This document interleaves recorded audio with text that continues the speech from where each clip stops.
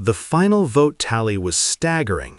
41 ballots cast by the elite of professional baseball, an absolute landslide confirming what we have known for 3 grueling years, that this division, the Soaring specialist, belongs entirely to Shuto Uto.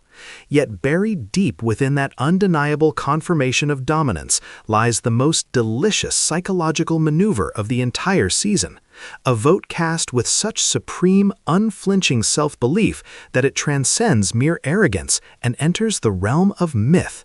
Shuto voted for himself.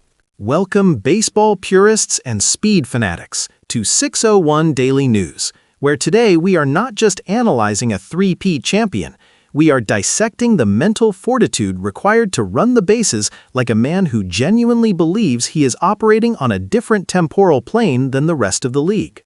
When a professional ranking is announced, fan votes are nice, but the votes cast by those who actually have to stand 60 feet 6 inches away while Shuto explodes off the bag, those are the votes that carry true weight. And the fact that 41 of them went to the SoftBank Hawk Speedster demonstrates a gap so wide that many analysts are now legitimately suggesting we rename the category the Shuto division. We have to ask why.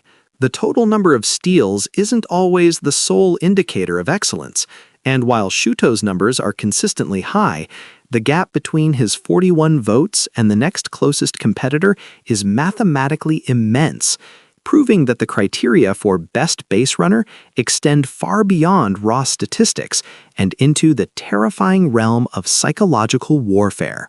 As veteran coach Tsuchiya Koji reportedly put it, Shuto Uto doesn't just steal a base, he contaminates the entire defensive strategy. Tsuchiya, who has managed against Shuto for years, claims that the quantifiable value of Shuto's foot speed is merely the starting point. The real value is the unquantifiable pressure he exerts. Consider this.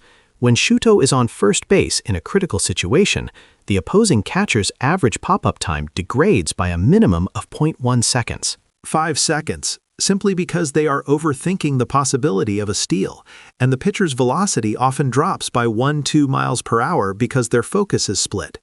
This hidden tax on the opponent is why Shuto is transcendent.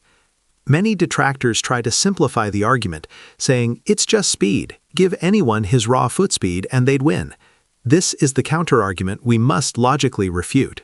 If it were just speed, then why did the voters ignore other exceptionally fast players who achieved similar steal totals?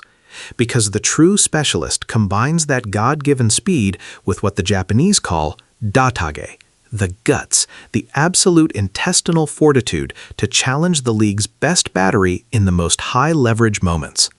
We heard from an anonymous Central League catcher who confessed, facing Shuto is like trying to catch a shadow cast by lightning. You watch the numbers, you know his tendencies, but the moment he decides to go, the world seems to blur. He's not just running, he's anticipating, and his slide technique is flawless. It's not just a run, it's base running architecture. It's this combination of mental game and flawless technique that secured the overwhelming victory. Look at the voting results for the second-place competitors, a tight cluster, indicating a genuine, intense battle for the silver medal. Chikamoto and Kojima, 2 phenomenal threats, traded votes, showing the respect professionals have for their technical ability. But this intense congestion for second place only amplifies the point. Shuto isn't competing with them. He has effectively been grandfathered into the Hall of Fame division, a status confirmed by the overwhelming majority of his peers. This brings us back to the psychological climax of the story, Shuto's vote for himself. Some might label it brash, but in the context of professional sports, it is the ultimate expression of confidence, an undeniable declaration of fact. This isn't self-congratulation, it's a statement to the league.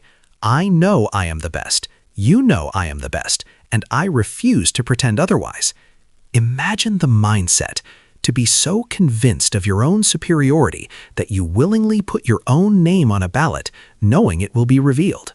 This mentality is arguably the secret ingredient to his astonishing high success rate in base stealing. It's the kind of confidence that frightens pitchers and unnerves managers. We must also briefly pause to acknowledge the cruel reality faced by others, notably Uebayashi, who received 0 votes. This is the brutal side of professional voting. It's a testament to the fact that unless your contribution is utterly game-changing and consistently high impact, like Shuto's pressure, the pros will overlook mere peripheral statistics. Ubayashi's case underscores the ultimate plot twist in the whole ranking. The real story isn't who won. The real story is the vast, unbridgeable gulf between first place and everyone else. Shuto has moved beyond the conversation of who is the best base runner today and into the conversation of whether anyone can truly break his mold in the next 2 decades.